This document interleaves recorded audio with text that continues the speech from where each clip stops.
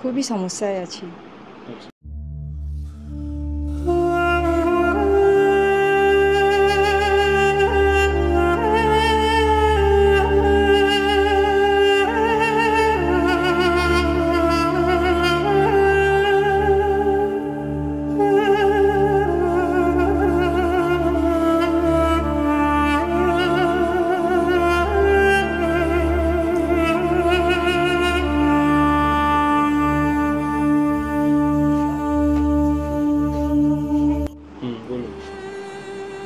আমি এই এনার দূর সম্পর্কের আত্মীয় আর কি।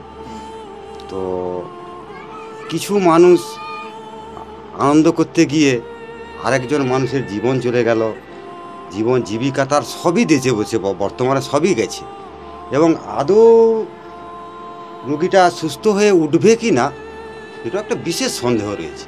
এবং ডাক্তারবাবু ওই রকমই আভাস দিয়েছে এই ফিজিওথেরাপির মাধ্যমে যদি ঠাকুরের ইচ্ছা যদি হয়, তা না হলে রুগীর অবস্থা কিন্তু খুব খারাপ। এই মুহূর্তে আমি বলবো যে সারা দেশের মানুষ ডিজের বিরুদ্ধে রুখে দাঁড়ান, আমার এইটুকু বিশেষ অনুরোধ। এখন ডিজে যারা আনন্দ উৎসব করতে এসেছিল তারা এখনও আনন্দ উৎসব করে যাচ্ছে, কিন্তু সর্বনাশ হলো কার না, আমার মতো একজন গরিব ভাইয়ের। সেই গরিব ভাই মেশিন ভ্যান চালিয়ে জীবন জীবিকা রোজগার করে তার বাবা মা তার সংসার দিন যাপন হতো। এখন বর্তমানে সেই পরিবারটা এমনই বিপদের মুখে যে আর বলে বোঝানো যাবে। যদি কোনো ফোরাম, কোনো এনজিও, কোনো সরকারি সংস্থা এই মুহূর্তে ওনার পাশে দাঁড়াতেন তাহলে একটু হয়তো ওনারা মন থেকে অন্তত একটু শান্তি পেত। কিন্তু এই এখনও পর্যন্ত 8 মাস হয়ে গেল, কোনো কিছুই তো পাচ্ছেনি উনি সাহায্য বাইরের।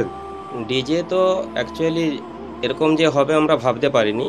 একটা ডিজে একটা মানুষ তার 2 পয়সার জন্য সে ভ্যানটলি সে গেছে চালাতে, যে আজ এরকম করুণ পরিণতি, তার জন্যে এই পরিবারটা যে এরকম ভোগবে। একটা মানুষ 9 মাস 10 মাস কাল এরকমভাবে বিছনায় শয্যাশায়ী। সত্যি কথা বলতে বাপিদা খুব ভালো লোক, আমরা বাপিদা বলেই চিনি। সে খুব ভালো লোক, সমাজে যখন যাকেই আমার ভ্যানটলি আমার দরকার হলে যখনই যাই বলি সে চলে যায়, সে ভোর হোক রাত হোক। সেই হিসাবে সে 2 পয়সার জন্য যে আজ ডিজে চাপা পড়ে যে আজ এই করুণ পরিণতি, এই পরিবারটা পুরো ভেসে যাচ্ছে অ্যাকচুয়ালি। এটা আমরা খুবই মর্মাহত যে আজ যারা ডিজে ভাড়া করেছিল বা ডিজে যারা প্রশাসন সহকারে ঘট ডুবাতে যাচ্ছিল শিবের মাথায় জল ঢালবে বলে, তারা কেউ আসেনি। আমরা কিন্তু প্রায় আসি, মাঝে মাঝে খোঁজ নেই যে বাপিদা কেমন আছে। হ্যাঁ, আমরা এই প্রতিবেদনটা দিচ্ছি তার একটাই কারণ যে একটা ডিজে কি পরিণতি আনতে পারে। এই পরিবারটা মাথায় বাজ ভেঙে পড়েছে। সত্যি কথা বলতে পরিবারটা যে শেষ হচ্ছে, তাদের 3টা ছেলে মেয়ে, তার একটাই রোজগার ছিল। হ্যাঁ, ছেলেগুলোরও খুব করুণ পরিণতি। কিভাবে যে সংসারটা চলবে, তাদের প্রচুর খরচ। এই যে এসে কথা বলছি, তার প্রত্যেক একবারে ট্রিটমেন্টে একটা ফিজিওলায় পার ডে 500 টাকা করে নেয়। সে কোথা থেকে দিবে পার ডে 500 টাকা করে? হ্যাঁ, খেটে খাওয়া মানুষ।